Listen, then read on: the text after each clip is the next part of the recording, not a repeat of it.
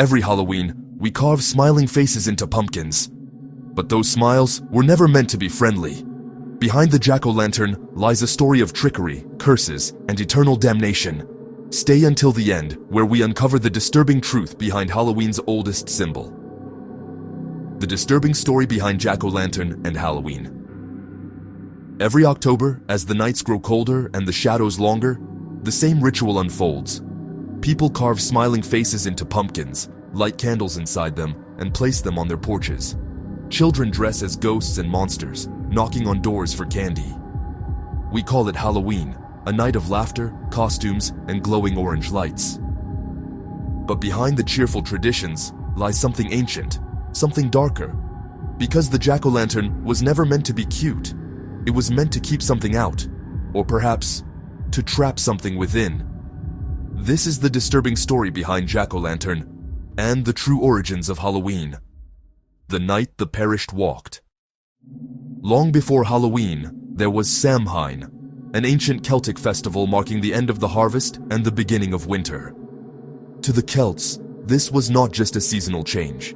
They believed that on the night of October 31st, the boundary between the world of the living and the world of the perished grew thin. It was a night when spirits could cross over, when ghosts wandered freely through the hills and valleys, seeking warmth, revenge, or simply to return home. Fires were lit across the countryside to guide friendly souls, and to ward off those that meant harm. People wore disguises of animal skins and masks, hoping to fool the wandering spirits into thinking they were one of them. Food was left outside to appease the deceased, so they would pass by without bringing misfortune. It wasn't a night for tricks or candy. It was a night of survival, of respect, fear, and the desperate hope that the deceased would stay gone. The tale of Stingy Jack, the story of the jack-o'-lantern, begins not with pumpkins, but with a man known as Stingy Jack. According to old Irish folklore, Jack was a drunkard, a trickster, and a liar. One night, the devil himself came to claim Jack's soul, but Jack, clever and deceitful, convinced the devil to have a drink with him first. When the time came to pay, Jack didn't want to spend his own money. He persuaded the devil to transform into a coin, promising that he could pay the bartender, and then the devil could turn back. The devil agreed, but instead of paying, Jack slipped the coin into his pocket beside a silver cross. Trapped by the cross's holy power, the devil was powerless to escape. Jack made a deal. He would only let the devil go if he promised not to take his soul for 10 years. The devil agreed, and Jack lived freely once again. 10 years later, the devil returned. Jack asked for one final request, an apple to eat before he was taken to hell. The devil climbed a tree to fetch it. As he did, Jack carved a cross into the bark, trapping him once more. In exchange for his freedom, the devil promised never to take Jack's soul to hell. When Jack finally died years later, he went to heaven, but he was denied entry. A life of greed, lies, and sin had earned him no place among the pure. So Jack turned to hell, but the devil kept his word. He would not take Jack's soul. Condemned to wander the earth forever, Jack begged for a light to guide his way through the darkness. The devil mockingly tossed him an ember from the fires of hell. Jack placed it inside a hollowed-out turnip to keep it from burning out. And so, he began his endless wandering, a restless spirit carrying his flickering light through the night. They called him Jack of the Lantern, or simply Jack-o'-lantern, the lanterns of the deceased. As the story of Stingy Jack spread across Ireland and Scotland, people began carving their own lanterns, not out of pumpkins, but from turnips, potatoes, and beets. They carved twisted faces into them, placing candles inside to ward off Jack and other wandering spirits. The night of Samhain was dangerous, when spirits roamed free and the devil's tricks were at their strongest. The eerie glow of the lanterns was meant to scare away evil souls and keep homes safe. Each candle burned through the night, a fragile barrier between the living and those who perished. People didn't decorate for fun. They did it to survive. The lanterns were guardians, their hollow eyes watching for the souls that walked beneath the autumn moon. But they also served as reminders that even in the afterlife, some spirits never find peace. When Halloween crossed the ocean. In the 1800s, Irish immigrants brought their legends to America. But in the New World, they found something strange. A native fruit that was larger, easier to carve, and glowed beautifully when lit from within. The pumpkin. The tradition of the turnip lantern merged with the American harvest season, and soon pumpkins became the new faces of Halloween. But the symbolism remained. Each jack-o'-lantern was a ward against the wandering souls of Samhain, a light to keep darkness away. Over time, the meaning faded. Children began carving silly faces, families placed them on porches, and the ritual became playful instead of fearful. The pumpkin became a mascot for autumn, its grim origins forgotten. Yet in some rural places, the old beliefs lingered. People whispered that if a jack-o'-lantern's candle went out before dawn, it meant Jack himself had passed by. And if the wind blew through the carved mouth just right, you could hear his laughter echoing in the flame. The masks of the deceased. The costumes of Halloween have roots just as dark. On the night of Samhain, disguises weren't for fun, they were for protection. People believed that spirits could recognize their faces and follow them home, so they wore masks of bone, hides, and ashes to confuse the dead. Those who couldn't afford masks smeared soot across their faces, the origin of guising. In exchange for safety or good fortune, they would go door to door offering songs, prayers, or blessings in return for food. The earliest version of trick-or-treating. But not all the spirits were fooled. Some legends claim that if a ghost saw through the disguise, it would follow the person home and replace their reflection in the mirror.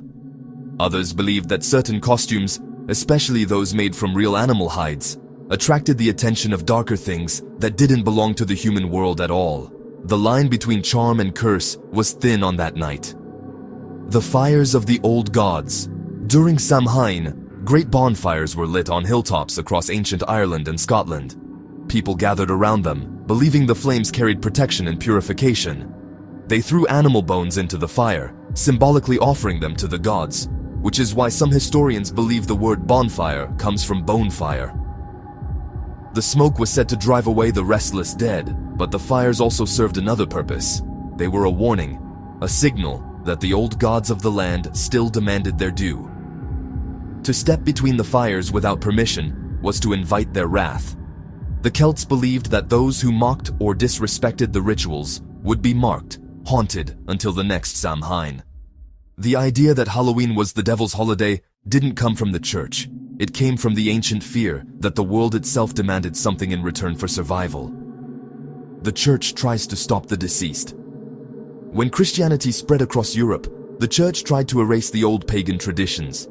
But the people wouldn't stop celebrating. So instead, the church transformed it.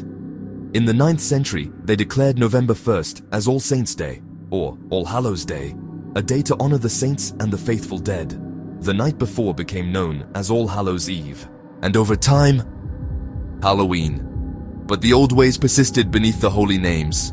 Bonfires still burned, masks were still worn, and lanterns still glowed in the night, warding off spirits that refused to fade.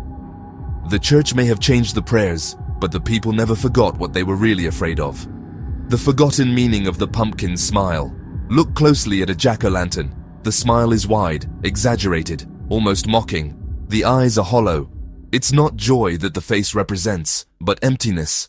A soul cut away, leaving only a flicker of light behind. The candle inside burns like a trapped spirit, struggling against the dark. That's what the lantern always symbolized. A soul lost between worlds, forever wandering. Every Halloween, millions of people carve these faces without realizing what they mean. Each one a small imitation of Stingy Jack's cursed light. Each one a reminder that some spirits can never rest. And when the wind blows out your candle too early, some say it's because Jack has passed by. Still roaming, still searching, still laughing softly in the dark.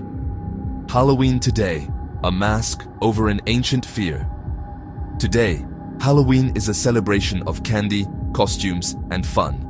But the echoes of the old world still remain. Every glowing pumpkin, every ghost costume, every shadowy street filled with laughter. It all comes from one ancient truth. For one night each year, the barrier between the living and the dead grows thin. We may laugh now, pretending not to believe, but the traditions survive because something inside us still remembers. The masks, the fires, the lights, all of them are defenses, just modern versions of what our ancestors did to stay safe when the world turned cold and the dead began to stir. So when you light your jack-o'-lantern this year, remember what it really is. A warning, a protection, a symbol of the man cursed to walk forever with hell's ember in his hand. Because Halloween isn't just a night of costumes and treats, it's a night when the past breathes again, and the dead remember the way home. Halloween, a night of fun, costumes, and glowing pumpkins. But beneath the laughter and candy hides something much darker. The jack-o'-lantern wasn't made to look pretty. It was made to keep the dead away. In this episode, we dive deep into the ancient Celtic festival of Samhain, the terrifying legend of Stingy Jack, and how Halloween's cheerful traditions were born from fear of the dead. You'll never look at a pumpkin the same way again. Subscribe for more creepypasta and eerie tales.